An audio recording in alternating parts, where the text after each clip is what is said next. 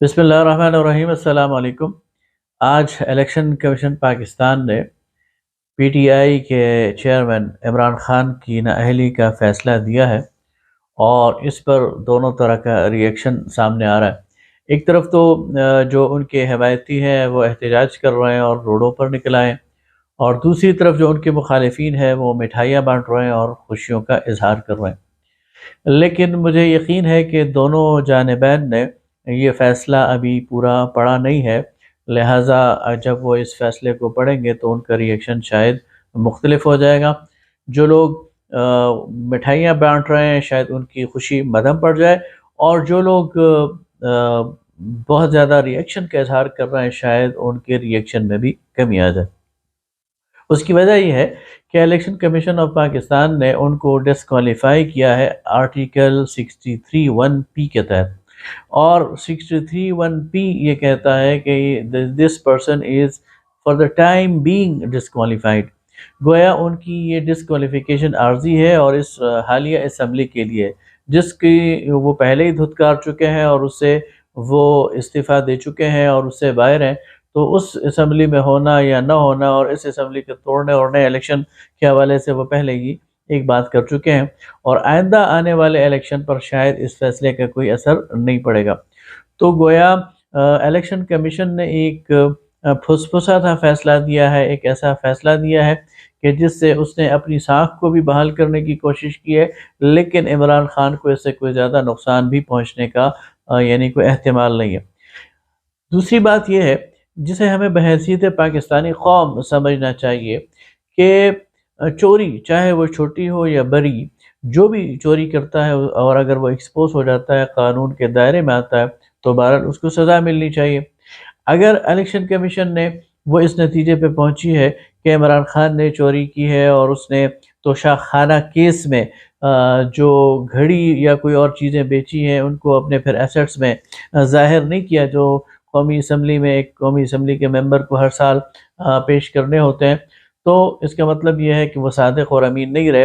اور یہ وہ جسچر ہے، یہ وہ ان کا عمل ہے کہ جو ان کی کریڈیبلٹی پر، جو ان کے اس پورے بیانی پر ایک بہت بڑا سوالیہ نشان ہے۔ لیکن ہماری قوم ظاہر ہے کہ وہ اندھی تقلید کرتی ہے، اگر وہ پی ٹی آئی کے حامی ہے تو اندھے حامی ہے، اور اگر مخالف ہیں تو اندھے مخالف ہیں، اور پھر اگر ہمارا حامی بے شک قتل کر لے تو اس کو 7 خون معاف ہو جاتے ہیں، اور اگر ہمارا مخالف وہ چونٹی بھی نگل لے اور مکھی بھی نگل لے تو ہم اس کا حساب اور کتاب شروع کر دیتے ہیں۔ تو پاکستانی قوم کو اس موقع پر جذباتیت کے شکار نہیں ہونا چاہیے اور میرٹ پر اور قانون کے مطابق فیصلے کرنے چاہیے۔ یہاں میں یہ بھی بات کہنا چاہتا ہوں کہ اداروں کے جو فیصلے ہیں ان کو اگر آپ کو ان پر اعتراض ہے تو اداروں میں چیلنج کریں۔ یعنی اس وقت اس فیصلے کے خلاف احتجاج کی جو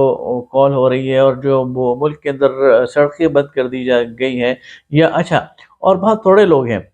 یعنی کوئی ایسا نہیں ہے کہ جب میں غفیر نکل آیا ہے، لیکن جو لوگ ہیں انہوں نے سڑکیں بند کر دی ہیں۔ اب 2 صوبوں میں ان کی اپنی حکومت ہے، پولیس ظاہر ہے کہ ان کے ساتھ ہے، تو اگر وہاں 5 اور 10 اور 15 اور 20 لوگ بھی نکلیں اور جی ٹی روڈ کو بلاک کر دیں تو جو ہزاروں لوگوں کو اس کے نتیجے میں پریشانی کا سامنا کرنا پڑے گا۔ خود میں بھی ابھی راستے میں آ رہا تھا تو روڈ بلاک تھی، تو اس کی وجہ سے ایک لمبا چکر کاٹ کر ہمیں آنا پڑا، وقت بھی ضائع ہوا، اور اس کے علاوہ جو کوفت ہے اور جو بودریشن ہے وہ الگ ہوئی۔ یہ پوری قوم کے ساتھ، اور پھر مریض ہیں اور پھر بیمار ہیں اور پھر اور بہت سارے لوگ اپنے گھروں سے نکلتے ہیں، تو خواہ مخواہ کی باتوں پر کال دینا اور روڈیں بلاک کرنا، حالانکہ ان کے پاس ہائی کورٹ میں جانے کا ایک راستہ ہے، سپریم کورٹ میں جانے کا راستہ ہے، اور میں بتا چکا ہوں کہ شاید انہوں نے ابھی وہ پورا فیصلہ پڑھا ہی نہیں ہے۔ اگر وہ اس فیصلے کو پڑھیں تو اس میں ان کے لیے کوئی ایسی گھبرانے کی بات ہی نہیں ہے۔ اس اسمبلی کو تو پہلے ہی وہ لات مار چکے ہیں، اس اسمبلی میں تو جانے سے پہلے ہی وہ انکاری ہیں اور اس کو توڑنے اور الیکشن کی بات کر رہے ہیں، تو ایسی کوئی بات اس میں ان کے لیے پریشانی والی ہے بھی نہیں۔ دوسری طرف اس ملک کے اندر جتنے بھی پولیٹیشنز ہیں یا سیاسی جماعتیں ہیں، تو آج 2017 کا وہ فیصلہ یا وہ ججز کے ریمارکس مجھے یاد آ رہے ہیں کہ اگر آرٹیکل 63 کو لاگو کر دیا جائے تو پارلیمنٹ میں پھر کوئی بچنے والا نہیں ہے، اور اس وقت جج صاحب نے کہا تھا کہ سوائے سراج الحق کے شاید پھر کوئی بھی پارلیمنٹ کے اندر نہیں رہے گا۔ تو ہمارا یہ جو ہماری پوری پولیٹیکل لاٹ ہے، یہ جو ہمارے سارے سیاسی لوگ ہیں، چاہے وہ ایک پارٹی کے ہوں یا دوسرے پارٹی کے ہوں، کہیں نہ کہیں یہ گرفت میں آ جاتے ہیں، اخلاق اور کردار کی بنیاد پر گرفت میں آ جاتے ہیں، مالی کرپشن کی بنیاد پر گرفت میں آ جاتے ہیں، انتظامی اختیارات کے غلط استعمال کی وجہ سے گرفت میں آ جاتے ہیں، یا کسی اور وجہ سے گرفت میں آ جاتے ہیں۔ تو پاک اور صاف قیادت پاکستان کے اندر اس وقت موجود نہیں ہے۔ اس پاک اور صاف قیادت کو لانے کے لیے، یعنی کسی کا اگر یہ خیال ہے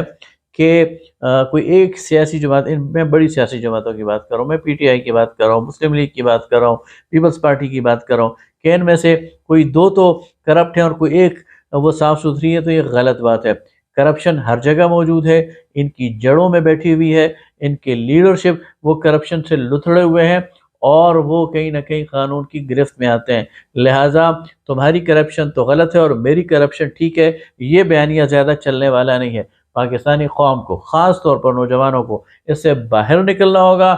اور کرپشن کی آل ٹوگیدر نفی کرنی ہوگی۔ کرپشن میرا بھائی کرے، کرپشن میری پارٹی والا کرے، کرپشن میرے مخالف کرے، جو بھی کرپشن کرے